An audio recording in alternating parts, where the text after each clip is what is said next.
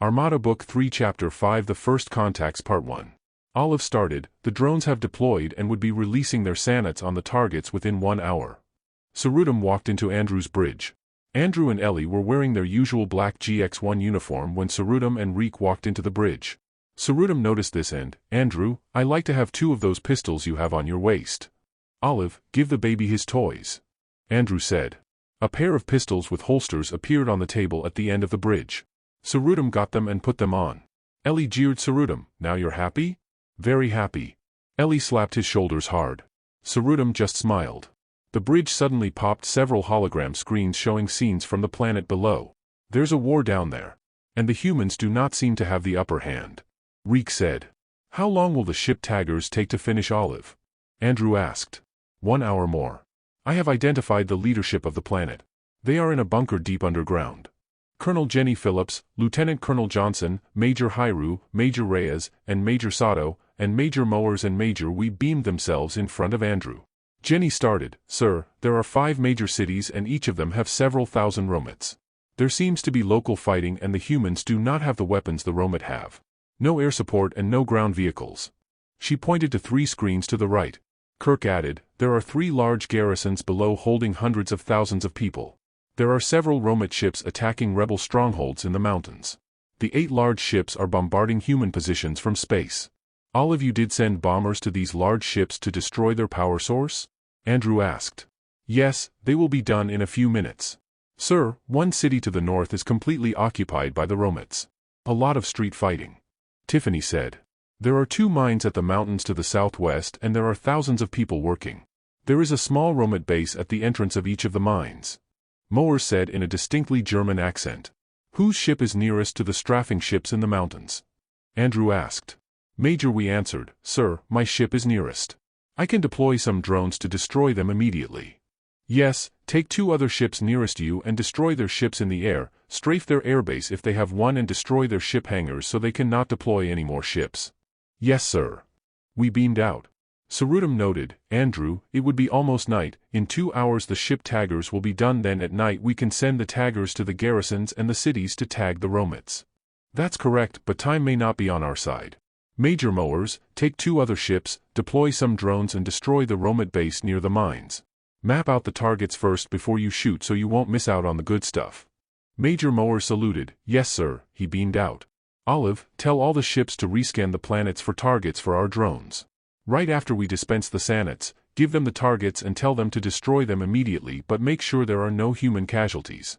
Tell the drone operators not to proceed if there would be human casualties and just move on to the next target. Yes, Andrew. The bombs are all set in the large ships. Do you want to blow them up already? Are they clear of taggers? Once the taggers leave, blow up the ship. There are 1,523 still in the large ships. Andrew faced Tiffany. Tiffany, take 4 more ships and go to the city in the north. Make sure you prevent any more loss of human life. I do not want to see any human executions or anybody eaten. Engage the Romets if necessary. Always play it safe. Yes, sir. She beamed out. Kirk, Major Sato and Major Reyes, you guys have to devise a plan to deal with the 3 garrisons. Kirk, you're in charge of this garrison operation. Take 15 ships for your operations. Make sure the humans are protected at all times. Again, prevent any loss of human life and engage the Romet if you have to. The 3 commanders saluted and beamed out. Olive reported, the Norset hackers uploaded the intel they got from the Romet ships and they say that the Romet ships are looking for 2 human leaders called Rezant and another person called Gasimjan. There are 4 countries on the planets and a majority of the humans are enslaved. They have records of humans being eaten regularly. 1 country was completely devastated and almost half of its population killed or eaten. Jenny, take 20 ships and deploy them above the major cities. Once the Sanet takes effect, engage the Romets. It would be a cleanup operation but shoot first if you cannot tag safely. Andrew said. Yes, sir. Jenny saluted and beamed out. The Sanet have deployed in the planet. We would see the effect in anywhere from half an hour to 3 hours. Ellie said. Olive, tell everyone not to go down until the Sanet has taken effect. I don't want the chemical infecting any of our people. Andrew, the leader in the bunker is named Rezant while the one in the mountains is called Gasimjan. They are leaders of 2 different countries. I thought there were 4. Reek asked. Olive explained, 1 country has no leadership and went under Rezant because Rezant's country seems to be the most advanced country. The other country went with Gasimjan. Beam some Sanat inside the bunkers and deploy them. Beam some over to Gasimjans in the mountains and deploy them as well. Andrew said. On the screen, Andrew and the group saw explosions inside the ships and all the large ships lost power. The bombardment stopped as well. Major mowers commenced bombing and strafing the two small bases. Tiffany bombed and strafed a Romit base inside the city. Kirk and his group sent out the drones to take on the garrisons by destroying their walls, towers and killing any Romit they can identify. They also destroyed any Romit vehicle they could find on the ground. Major Wee has almost finished and was now targeting the ship hangars in space. Olive, have the Norsets finished with the language translators? Ellie asked. Yes Ellie, they are on the table. Ellie saw the translators appear on the table. We also need a chameleon device for Sarudam here. Ellie said. Olive reported, all the ship taggers are finished Andrew. Beam the Romits to the planet but I want them isolated. Andrew said. Ellie pointed to a hollow, there's an island here sir. Andrew looked at the hologram and gave the thumbs up. We will commence beaming the Romits to the island immediately. Olive said. Let's all appear as holograms in front of Rezant. Sarudam, maybe you should turn your chameleon device on. Andrew said. Ellie turned it on for him and he turned into a woman. Reek and Ellie could not contain their laughter and it was a good thing Olive always confirms with Andrew to beam or not. Andrew laughed a bit and, Olive beam our holograph images in front of Rezant please. Greetings Rezant. My name is Andrew, this is Ellie, Dr. Reek and Sarudam. Suddenly 4 of Rezant's people drew their weapons and fired at the holograms with laser weapons that looked like they got them from the Romits. Hey, we came here to help. I am the one they call Rezant but my name is Garanon, I believe I am the leader of this group. Rezant said with some uncertainty. Rezant was an older guy, early 50s, with some graying hair and a slight beard. He was wearing a black uniform and no guns. Ellie started, I know it could be very confusing to you. The Romits invaded your planet and spread this chemical that makes you forget who you are and follow them more than you may want to. Rezant interrupted her, you're a woman. And you're a woman. He pointed to Sarudam. Andrew answered Rezant, yes and Ellie is a fine scientist and commander and Sarudam here commands one of the largest armies in the galaxies. Sarudam just kept quiet. We have no woman scientist or commander. Ellie gestured, may I continue? We have dispensed a chemical we call Sanat and it has and will neutralize the effect of the Romit chemical in your brains. This Sanat also makes the Romits weak and feeble. You will see all the Romits on this planet weaken in a few hours.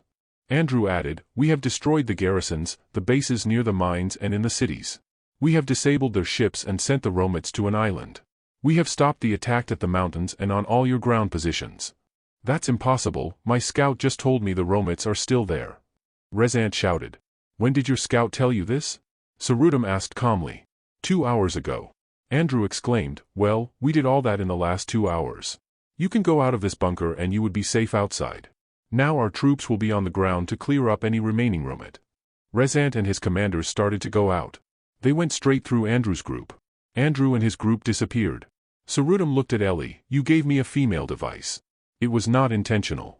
Hey, I don't mind. Now Rezant knows a woman commands one of the largest armies in the galaxies. Sarudam laughed. Olive, please scan the planet for woman roles. Reek asked. Women have regular lower-level work roles but the Romit data seem to suggest women are second-class citizens in this society. Olive said. Let's meet up with the other leader. Andrew said. They are holed up in a large cave. I believe their leaders are in this portion of the cave. Olive said. Beam us as holograms please. Andrew said.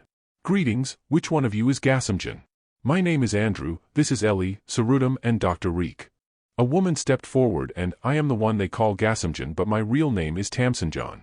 I am the leader of these people. How did you come here? Gasimjan was a tall blonde-haired woman with muscular build about mid to late 30s. She was wearing a chocolate-colored uniform similar to a safari hunter's jacket with carpenter pants and she had a large-caliber gun tucked in a holster on her chest. Sarudam started, that would be a long story, but you are all safe now. We have destroyed your attackers outside and in space. We have destroyed the major garrisons and mine garrisons, we have destroyed their ships and disabled all the ships in space. I apologize then, welcome to Seratan, or a cave in our country of Seratan, in the planet we call Santark. Your planet was infected by the Romit with a certain chemical that made you forget who you were and become more accepting of the roles. Now we have dispensed our own chemical which neutralizes the Romit chemical and removing their effects on all the people of this planet. The effect of our chemical on the Romit was it made them weak and feeble. The Sanat also makes you remember who you were before you got infected. Ellie explained. When we showed ourselves to Rezant, he shot at us. You did not. Why? Andrew asked. Rezant is a fool. His ways are more stupid than the enemy's. Were you married to Rezant before? You seem to have some deep issues with each other. Reek asked. Gasimjan broke out in a big laugh. That's breaking the ice, Andrew thought. Come to think of it, my former husband was like Rezant, that's why we are now separated. Where is your husband now? Andrew asked. He's now one of Rezant's stupid commanders. We realized women are treated as second-class citizens in this country. Ellie said. Gasimjan countered, yes, at Rezant's country but not in our country. Before the monsters came they were a little more advanced than we were, but our society was happier. He was surprised to find out Ellie was a scientist and me as a commander. That's normal. Expect his condescending ways on women. Why don't we go outside and breathe some fresh air? Andrew suggested. Olive appeared. Andrew, do you want me to beam the ships in space to a holding planet then destroy them? Let's ask Gasimjan. Ellie said and explained to Gasimjan that there were 32 ships in space and asked her if she wanted to have them. Yes, so we can study them. Maybe we can learn something that will help our society. I will beam them all to a clearing outside at the foot of this mountain. She disappeared. Who was that? How did she do that? Nobody answered. What kind of help does your society need? Reek asked. Maybe a good source of power. The monsters seem to have a large source of power and we could learn from them. The Romet ships use a nuclear power plant using a radioactive rock. Ellie said. Their source is not a good source of power, we will just teach you to use one of ours. Ellie, the fusion reactor we gave to Earth at the start. Maybe these people can use and learn how to work them. I agree, sir. I like you, Ellie, you're very smart. Gasimjan said. She's the chief scientist in charge of all the science and research in the Armada. Andrew said. One of Gasimjan commanders came running and the monster ships have been blown up by something that appeared and disappeared. You should see this commander. Gasimjan's group started to move outside the cave. Andrew and his party beamed back to the ship. Sarudam looked at the floating screens and, once the Romets become feeble the locals will start killing them. And it would be too late to tag some of them. Andrew explained, our hand was forced because of the shooting war. The Marines have started to deploy to clean up the stragglers and tag the feeble. Olive reported. Olive, tell the commanders to shoot rather than tag if it would be more dangerous to tag. Yes, Andrew. The occupied city would pose the most problematic scenarios. Maybe we can send Hyru some help. Ellie said. Andrew nodded, I agree. Olive, tell Major Fanny Lin to take 5 ships and help Hyru out. Ellie nodded as well. Andrew continued to watch the screens to see the progress of the various operations. They could see the Marines have started cleanup operations in some areas. They saw more shooting than tagging. The mines are now cleared of Romets and the garrisons have opened with the prisoners starting to walk out. Kirk and his group started the cleanup around the areas. Olive said. Andrew saw them tagging the Romets rather than shooting them. It was already getting dark and the people started to realize what is happening and they were out for revenge. The cities were the most troublesome. There were small pockets of Romets that have not been completely affected by the Sanat and the Marines were beamed in fast to deal with them rather than let the populace near them. 3 hours into the night, the Romets have been removed and isolated in an island. Those left outside the island and in the cities were all killed. Andrew could see Gasimjan's group inspecting the ships and in generally happy mood.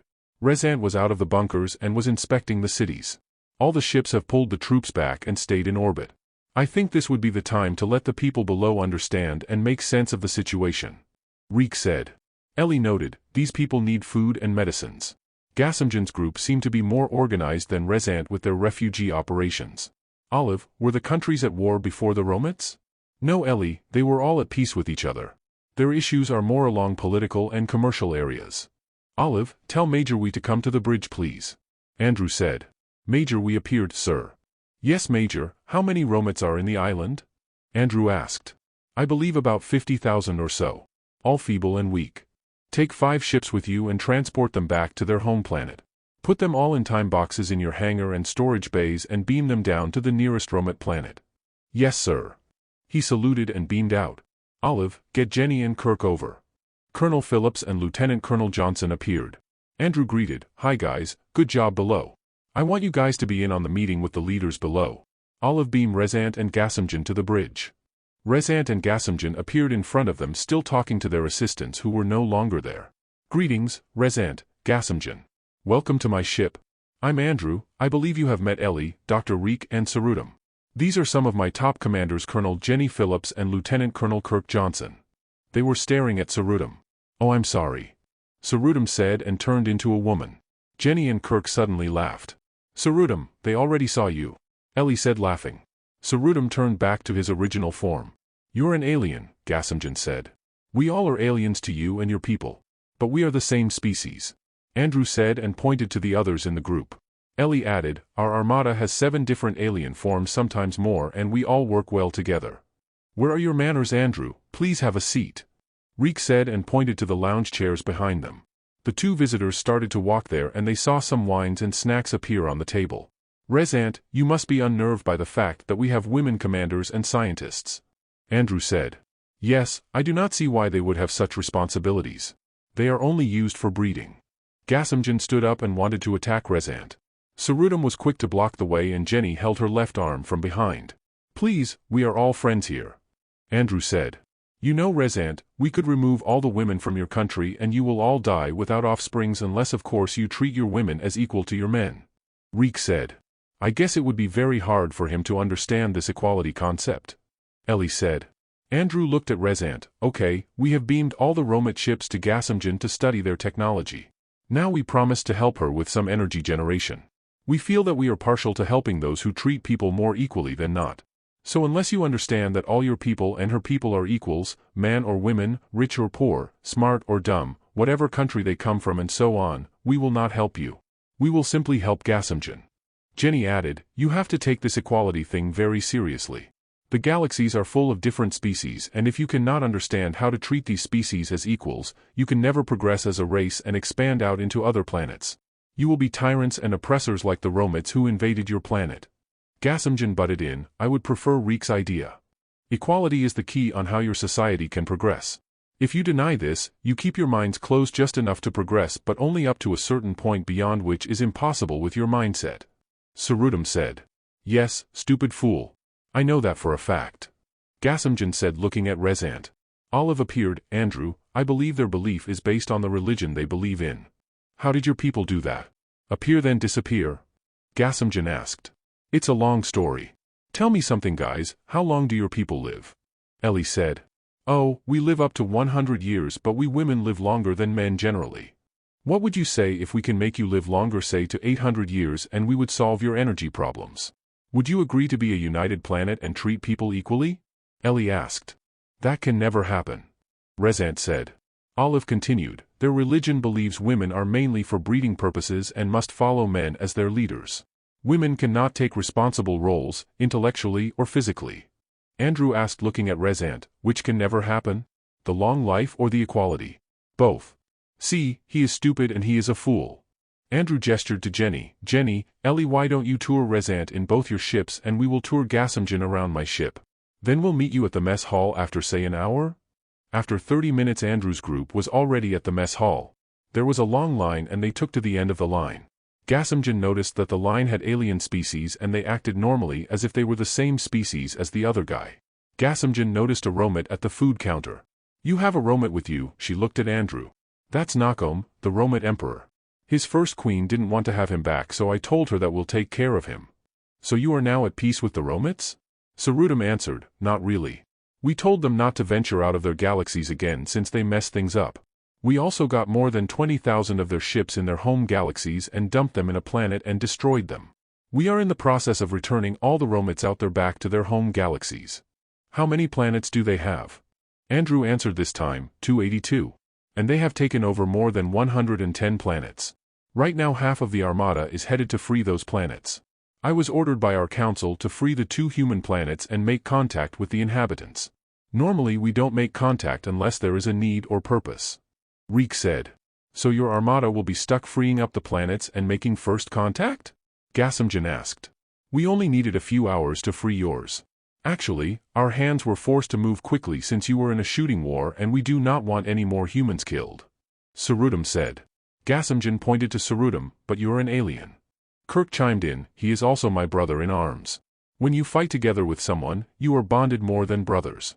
These people you see here believe that the next guy will take care of him if the situation calls for it. Andrew agreed, that is so true. But that will not even happen if you treat or look at other species differently. In this mess hall, we have food for at least 7 species. And each species eat the other's food as well. Gasimjan suddenly laughed. I can only imagine Rezant going crazy in his tour of the women's ships. His problem is that his religion binds his hands and mind. He would have to change his religion to do as you say. Then we would only deal with you and let you deal with him. Andrew said. I believe that after a while, when his society sees you are progressing better with our help, they might reconsider. The other country that sided with him might side with you. Reek said. Maybe in a long while. But they will come around. I am so sure of it. Andrew said. Gasimjan explained, the other country already did side with us, but Rezant, maybe not. They may get envious and attack us. Olive, tell the taggers to tag all of Rezant's warriors. Olive appeared and, yes Andrew. Gasimjan looked at Andrew. That's Olive. She's my ship. Anyway, once Rezant's men are tagged they cannot move against you. Ask for some ice cream. Paul, can you give our guest here several ice cream cups to taste? The guy at the counter nodded. When they sat down on a long table, Gasimjan noticed she had 2 plates on her tray while the others had 3 and Sarudam had 4 plates. Let me taste this ice cream. Her face lighted up. Then she took a teaspoon of the other ice cream cups. This ice cream is absolutely to die for. Or to live for. I remember Andrew you said that ice cream is what binds the galaxies in one table or something like that. Reek said. I can imagine. But Sarudam, you are into the meats. After this I would get some ice cream. We may have to help you with your refugee problem. Andrew said. No, you have helped us more than you have to. We can deal with this ourselves. Just don't forget the energy source. We need that. Do you have scientists that we can train on the technology? Kirk asked. Yes, how many can we send to you? Let's wait for Ellie to decide on that question. Kirk said. Gasimjan, let's say the 2 countries sided with you. Is there a way to form one country out of the ashes of war? Andrew asked. Gasimjan thought for a moment. Yes, it would be possible, especially if it benefits them. With your help and insistence, we can probably do that. Tell us what you need to do that. Also, I noticed that you are in an age where you are starting to use larger and more complex machines. You also have electricity and your people are having issues with food supplies. Reek said. Yes. We have had food shortages ever since I was born. Our population is growing more than we can feed it even under war conditions. The war reduced our food supplies to almost nothing. We can help out. But Ellie would have to tell us what technology we need to deploy to solve this food problem. Andrew said as he saw Ellie, Jenny and Major Hyru enter the mess hall and went to the end of the line. You guys seem to be too dependent on Ellie. We depend on each other. Sarudam said. Tell me, why did your council order you to make contact with us? Gasimjan asked. I think that they want to have your species enter our gene pool. Andrew said and got a blank stare from Gasimjan. Reek chimed in, let me explain. Your species is what we call the Neanderthals in our world. Your very first ancestors came from our world and brought into this planet hundreds of thousands of years ago by some alien we believe are called Maccabees. Now your species possesses qualities we mostly don't have, like stronger tissues or bodies, more peaceful ways, and basic physical qualities. These qualities are found in your genes.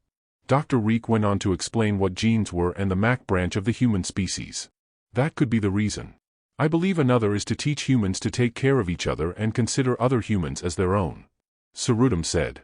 Andrew agreed with a nod. I see it that way too. Ellie then Jenny sat beside Sarudam. How was the tour? Andrew asked Ellie. I think Rezant is freaking out. If we continue longer he might lose his mind. The things he saw were so counter to his belief system. He could not accept seeing alien species working together. Gasimjan was smiling.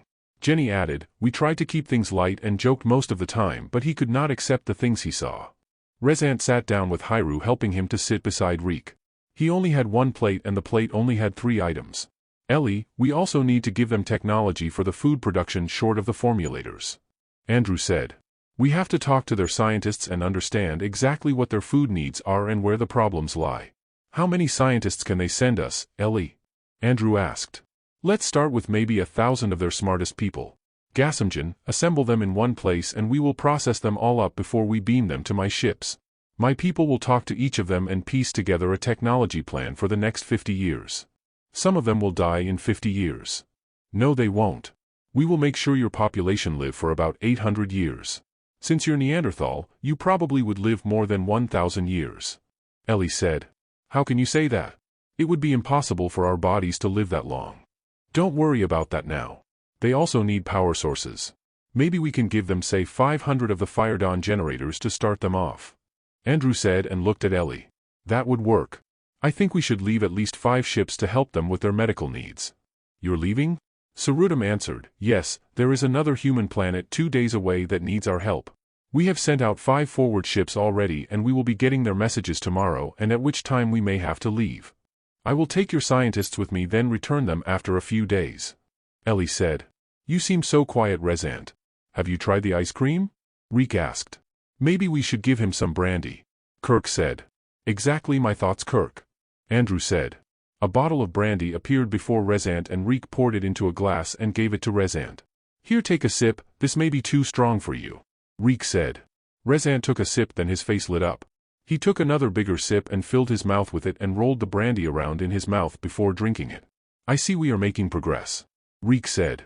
But Rezant is still quiet. Andrew faced Rezant. Rezant, I want you to talk to Gasimjan. We decided to deal with her and let her deal with you. Do you understand? Rezant nodded and continued to drink.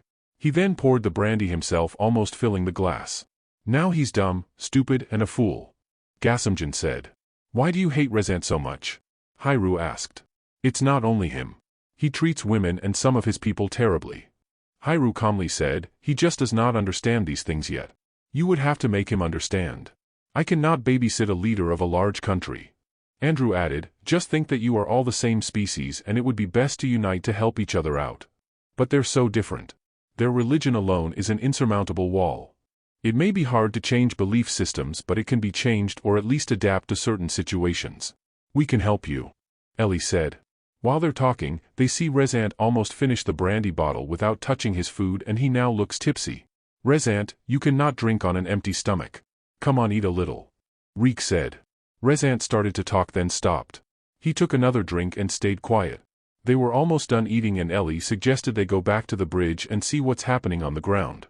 As they were walking back to the bridge, Andrew said, Olive, can you tell Major Nick Baxter and Major Zenny Riz to meet me at the bridge in a few minutes? I get it, Nikki and Zen are sociologists. Ellie said. Doctorates in sociology, Ellie. Andrew countered. As they started to watch the screens, Zen and Nick appeared and walked towards Andrew's group. Sir, you called? Nick greeted. Nikki, Zen, I know you did not volunteer when I asked for volunteers a few days back, but I want you guys to stay with this planet and try to come out with a plan to help these people. When our scouts call tomorrow, we may have to leave for the next Neanderthal planet. We would be bringing some of their scientists to train them as we deal with the next planet, and when we come back maybe in a few days, I want the plan laid out. Then we'll ask Gasimjan here to implement your recommendation, so work with her on this. Then you will move to the next planet. I want the Armada to learn from your experience, so make sure you learn well. It would be our pleasure, sir. Zen said. Nick added, we have to do what we have to do. And this is what we do. Andrew smiled, exactly. Prepare your team, take 3 more ships with you in your operations. In the meantime, I would deploy some of our engineers to rig their power grid to some fire dawn generators. They would then be working under you in the meantime we are not here. Ellie said. Very good, ma'am. Sir. What about Rezant's country? Zen asked. See what you can do. But offhand I think Gasimjan can deal with him later. Andrew said. Gasimjan looked at Andrew. Andrew, I would like to leave now. I would like you to transport me near my commanders here. She pointed to one of the screens. Why don't we all go down with you? Reek asked and looked at Andrew. I'll go. Tom, can you call Dennis and Jericho over? Tom appeared. Yes, Ellie. Okay, we'll all go. Sarudam, you have to go down as a human. Andrew said. Fine, Olive, I want a man-chameleon device, please. Sarudam said. Gasimjan laughed. I get it, they gave you a woman's image. It was not intentional. Ellie said. Dennis and Jericho appeared before Ellie. I said I don't mind. Gasimjan, this is Dennis and this is Jericho, they are our power engineers. I want them to go with us, meet your people and look at your power and energy situation. Dennis countered, we can do that from up here better, Ellie. I know that, but you have to meet the key people. Let's go. Wait, Olive, where's the device? Sarudam asked. Olive appeared, there on the table.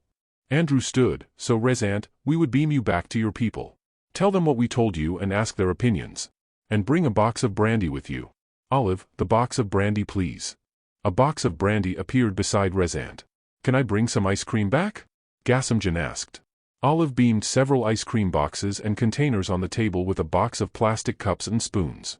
Dennis, Jericho, help the lady with her ice cream. Ellie told her engineers. Olive, Tom, get some bodies and come with us. Let's go, Andrew said.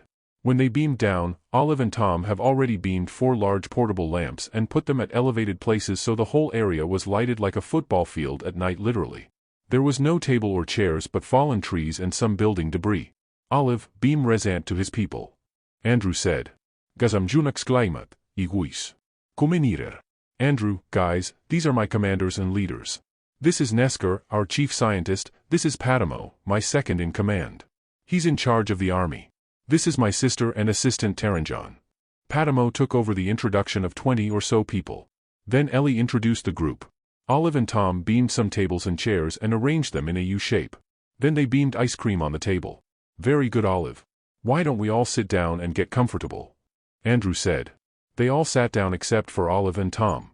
Gasamjan stood and said, Andrew, on behalf of my people, thank you for removing the monsters from our planet.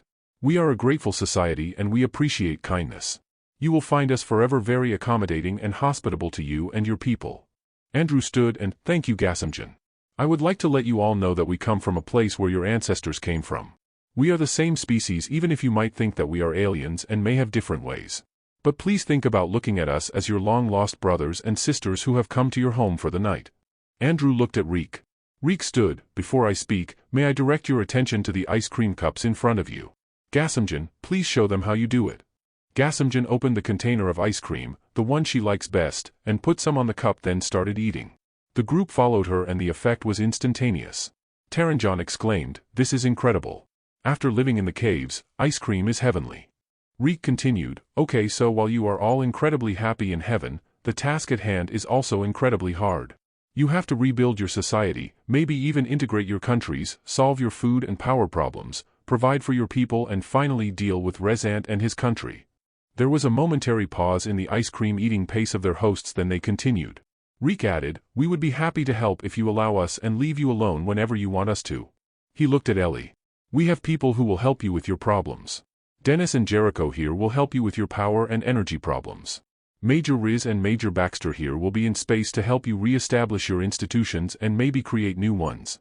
We would take some of your scientists to train them on the new energy sources and on food technologies. Ellie added. Nesker, please call on all our scientists and choose only the best 1,000 of them and you will all go with Ellie in her ship to learn some technologies we can use for our people. You will leave with them and come back later. I expect solutions when you come back. You and your scientists will leave tomorrow. Gasamjan declared. Olive tells me that your people need a lot of food, immediately. She also tells me most of your people have a preference for fish and meat. Do you like us to get some fish for you? Ellie asked. Yes, but where will you put them? We don't have large storage devices that are operating. Gasamjan said. Dump ice on the streets, put in the fish on the ice and dump more ice. Andrew said. That could work, they have a large ice cap and it's maybe 60 degrees right now. Ellie agreed. Olive asked, how many dump sites do you want to have, Ellie? Look for 50 city centers per city. Right. Olive confirmed. Taranjan chimed in, I saw you came with Resant. Yes we did and he was very cooperative. We even gave him a box of brandy for his people. You will find him more accommodating than you might think. Jenny said. So we are now at peace with Resant? Padamo asked. Were you not? Jenny asked. I don't remember. But I think we were not in very good relationship with him and his country. Padamo answered. You don't have to worry about him for now. Our task is to rebuild our society and if possible integrate the 2 other countries with our country. Gasamjan said. I believe integration would be highly possible. Our armies are composed of armies of the 3 nations and my commanders are also from the 3 nations. Padamo said. I thought one country sided with Resant? Andrew asked. They did but they also sided with us. Taranjan quickly answered. Nesker asked, why are you here helping us? Andrew looked at Kirk. You will find out why soon enough. Once you and your scientists start your training with Ellie, you will find out much more. That we have brought much more to benefit you than you can see and imagine. And we ask nothing in return, only that you treat us and our people as equals. Kirk said. Andrew nodded. Well said, Kirk. Well said. Our only request is that you treat us, our people and our friends, as equals. Resant seemed to have a problem even treating women as equals, so we decided not to talk to him but talk to a woman instead. The monsters wanted us to mine minerals for them. Maybe you need these minerals that we have. Nesker said. Ellie looked at him and, we do not need any minerals or any matter for that matter. We can make matter from any other matter or something else. Our ships can mine from space as far underground as 10 miles. She looked at Andrew and seemed to have made a mistake explaining something. Nesker could not understand what Ellie just said. What was that box that Rezant was carrying? Taranjan asked. A gift for his people. Andrew said. Don't we get a gift? Taranjan asked. Her sister looked at her. You just ate it. Anyway, Olive, get Taranjan a box of brandy. Ellie said. Now Gasimjan stood up. Olive, you don't have to. Olive looked at Andrew. Andrew said no with his eyes. We would like to leave now. Gasimjan, we hope you can assemble the scientists here tomorrow. Our people will be back tomorrow and we hope you can assemble your energy people and political leaders so they can talk to them. Andrew said. Gasimjan remained standing and, thank you Andrew. Back in Andrew's bridge they can see Gasimjan giving instructions to her people. They could see people starting to make sense that the fish out in the streets were there for the taking. Olive, get some meat out of the formulators and pack them maybe this size and dump them together with the fish. Tell the ships to continue fishing and dumping the meat until they have enough for a week. Dump meat that will last a month or so. Andrew said. The next day, 200 human scientists from Ellie's ships beamed down and started processing the science people of Santark. By noon they have identified, interviewed and assigned them to their areas of interests. They limited their groups into 5, energy, communications, food production, transportation and engineering and finally education and research. They issued Armada uniforms and gave each of them their tablets. Each scientist was assigned another scientist which could be a Norset, Inky, Mac or human. As expected, Major Joseph Hayes, the commander of the forward ships, beamed into Andrew's bridge. Ellie, Jenny, Reek, Sarudam and Kirk were there looking at the monitors. Hayes started, Sir, the planet is full of Romets. 43 ships, maybe 200,000 men. There are 2 countries but united in fighting the Romets. They can be considered industrialized. I have deployed drones around the planet and on your order, we can dispense the Sanat. But then when the Romets become feeble the locals will definitely kill them faster than we can move them out. I have tagged all the Romets in the ships and started with 1 city of their 8 cities. Hi Joey, so if we don't dispense, we risk human lives. Are they in a shooting war? Andrew asked. Yes sir, during the day, some fighting was door to door. The humans fight with weapons that are like World War II weapons which are very effective against the laser-based Romet weapons. They seem to have mastered guerrilla warfare and tactics. So their leaders are very smart strategists. Have you identified where they are? Andrew asked. Yes sir, if you want to make first contact, we can beam our images from here. My ship is uploading the drone images now. Suddenly the screens changed to scenes in the other planet. The buildings were more advanced looking and there were actually car-like vehicles on the street although in various states of destruction. They saw some large armored vehicles also destroyed. Joey continued, they call themselves Karakis and their planet they call Karaki. Their leaders are holed up underground in this building. The leader's name is Venom and he is always surrounded by commanders. We can beam here in his main war room. I think it would be best to talk first so they can acknowledge that we will rid them of their enemies and may stand down while we're doing it. Sarudam suggested. Joey, beam Sanat canisters inside their war room and in all underground bunkers. Better yet, deploy the Sanat on that part of the city where their leaders are. Maybe we can ask them to let us remove the Romets and to stand down while we do it like Reek said. Andrew said. I will leave now and go back to my ship and carry out your orders, sir. Joey said. Andrew nodded, yes, we will follow in a bit. I would just leave one of my science ships to train the scientists. These people move a bit slow but they learn fast. We can leave anytime, sir. Ellie said. Jenny added, we have a lot of people on the ground dealing with medical and other issues. I recommend only leaving 2 medical ships because we would need the others with the other planet. Andrew nodded and, that's a go. Jen and Olive, tell all the commanders we leave in 2 hours for the next planet.